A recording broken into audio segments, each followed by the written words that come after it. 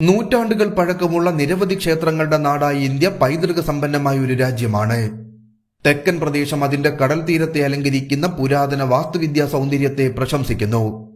ഓരോ വർഷവും ലക്ഷക്കണക്കിന് സന്ദർശകരെയും തീർത്ഥാടകരെയും ആകർഷിക്കുന്ന ദക്ഷിണേന്ത്യൻ ക്ഷേത്രങ്ങൾക്ക് നിഗൂഢ പ്രാധാന്യമുണ്ട് എന്നതുകൂടാതെ ഇവ രാജ്യത്തിന്റെ വികസനത്തിന് നിർണായകമായ സംഭാവനകൾ നൽകുകയും ചെയ്യുന്നു.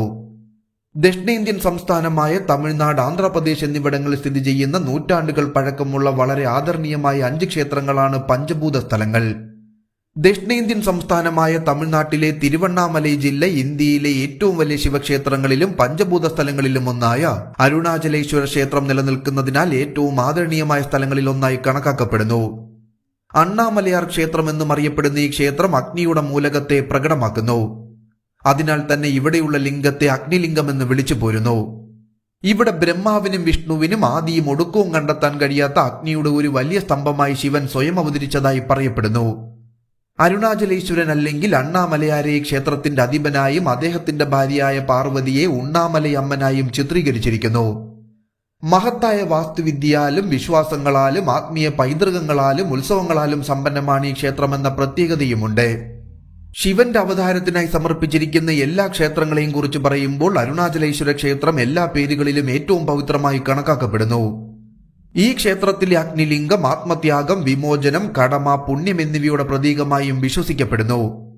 ഹിന്ദു പുണ്യഗ്രന്ഥങ്ങളിൽ പരാമർശിച്ചിരിക്കുന്നത് പോലെ മോക്ഷപ്രാപ്തിക്കായി ആദരിക്കപ്പെടുന്ന 4 പുണ്യസ്ഥലങ്ങളിൽ ഒന്നാണ് തിരുവണ്ണാമലൈ അരുണാചലേശ്വര ക്ഷേത്രം. അരുണാചലേശ്വരനെ ആരാധിക്കുന്നതിലൂടെ ഒരാൾക്ക് മോക്ഷം ലഭിക്കുമെന്ന് വിശ്വസിക്കപ്പെടുന്നു. ഈ ക്ഷേത്ര സമുച്ചയവും പവിത്രമായ കുന്നും ശക്തമായ പോസിറ്റീവ് വൈബ്രേഷനുകൾ പുറപ്പെടുവിക്കുന്നുവെന്നും പറയപ്പെടുന്നു. അതോടൊപ്പം വിവിധ ഇന്ത്യൻ സന്യാസിമാർക്കും ആത്മീയ നേതാക്കൾക്കുമായി സമർപ്പിച്ചിരിക്കുന്ന നിരവധി ആശ്രമങ്ങളും സമാധികളും ക്ഷേത്ര പരിസരത്ത് നമുക്ക് കാണാൻ സാധിക്കും. ലോകത്തിലെ ഏറ്റവും വലിയ ശിവക്ഷേത്രമെന്ന് വിശ്വസിക്കപ്പെടുന്ന തിരുവണ്ണാമലൈ അരുണാചലേശ്വര ക്ഷേത്രത്തിന്റെ അസ്തിത്വം ആയിരക്കണക്കിന് വർഷങ്ങൾ പഴക്കമുള്ളതാണ്. 850 സിക്കും 1280 സിക്കും ഇടയിൽ 9ാം നൂറ്റാണ്ടിൽ ചോള രാജാക്കന്മാരാണ് ഈ ക്ഷേത്രം നിർമ്മിച്ചത് എന്ന് വിശ്വസിക്കപ്പെടുന്നു. വിജയനഗര രാജാക്കന്മാരുടെ ഭരണം, സംഗമ രാജവംശം, സാലുവ രാജവംശം, തുളുവ രാജവംശം എന്നിവയിൽ നിന്നുള്ള ലിഖിതങ്ങളും ഇവിടെ നിന്നും ലഭിച്ചിരുന്നു. ചോളന്മാർ, പല്ലവർ, പാണ്ഡ്യർ, ഹൊയ്സാലർ, തഞ്ചാവൂരിലെ നായക്കന്മാർ, കടവരായർ, ബാണക്കാർ എന്നിവരും വിശാലമായ ക്ഷേത്ര സമുച്ചയത്തിന്റെ നവീകരണത്തിനും വികസനത്തിനും സംഭാവന നൽകിയിട്ടുണ്ട്. വ്യത്യസ്ത സമയങ്ങളിൽ നിർമ്മിച്ചതായി പറയപ്പെടുന്ന 5 പ്രകാരങ്ങളാണ് ക്ഷേത്രത്തിനുള്ളത്. 1ഉം 2ഉം പ്രകാരങ്ങൾ എപ്പോൾ നിലവിൽ വന്നു എന്നതിന് ഔദ്യോഗികമായ തെളിവുകളൊന്നുമില്ല. എന്നിരുന്നാലും 3ാം പ്രകാരം 12ാം നൂറ്റാണ്ടിലും 4ാമത്തെയും 5ാമത്തെയും പ്രകാരങ്ങൾ 16ാം നൂറ്റാണ്ടിലുമാണ് നിർമ്മിച്ചത്.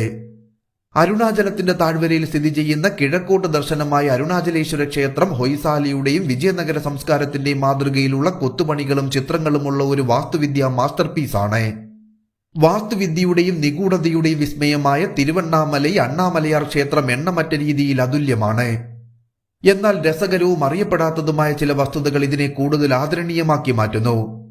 പഞ്ചഭൂത സ്ഥലങ്ങളിലെ 5 ക്ഷേത്രങ്ങളും ഭൂമിശാസ്ത്രപരമായി ഏതാണ്ട് നേർരേഖയിലാണ്. സാറ്റലൈറ്റ് സാങ്കേതിക വിദ്യയോ GPS നിലവിലില്ലാത്ത നൂറ്റാണ്ടുകൾക്ക് മുൻപ് ക്ഷേത്രങ്ങൾ നിർമ്മിച്ചതിനാൽ ഈ സ്ഥാനനിർണയം അതിശയകരമായി കണക്കാക്കപ്പെടുത്തി പോരുന്നു.